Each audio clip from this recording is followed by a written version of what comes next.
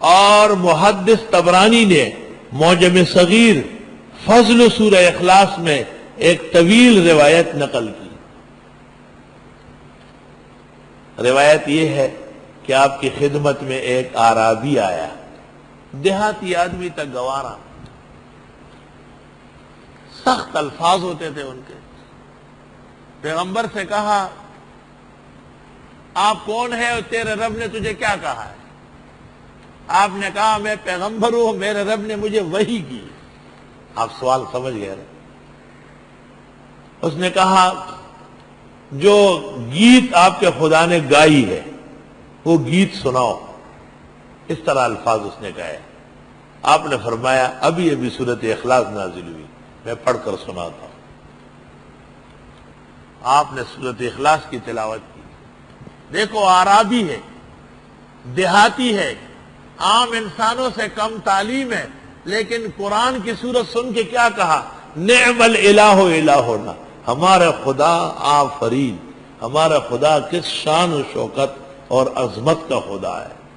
نعم الالہ الہنا یقبل الیسیر، تھوڑا سا لیتا ہے، ویعطی الجزیل، اور اتنے بڑے انعامات دیتے ہیں۔ اس سورت کو سمجھ گیا۔ عبد الرحمن ابن عوف قریب آئے اور رسول اکرم صلی اللہ علیہ وسلم سے کہا کہ میری ایک اونٹنی ہے جو بالکل ولادت کے قریب ہے، ایسی اونٹنی بڑی قیمتی سمجھی جاتی ہے، وہ دینا چاہتا ہوں۔ آپ نے فرمایا کہ مجھے ابھی ابھی جبریل آئے اور انہوں نے کہا ہے کہ عبد الرحمن ابن عوف اونٹنی دے رہا ہے اس اعرابی کو،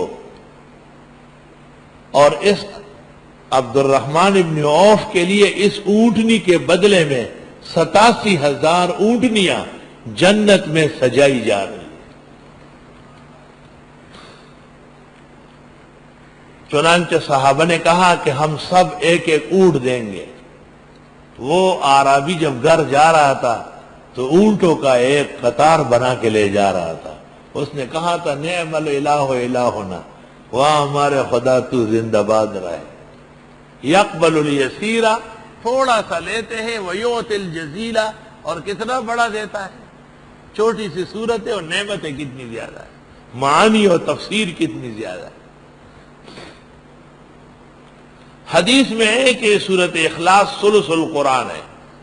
علماء نے اس کی یہی تطبیق کی ہے کہ 3 مسائل مہمہ ہیں، ایک توحید کا، دوسرا رسالت کا، اور تیسرا آخرت کا۔ توحید کا مسئلہ مکمل اس سورت میں بیان ہوا۔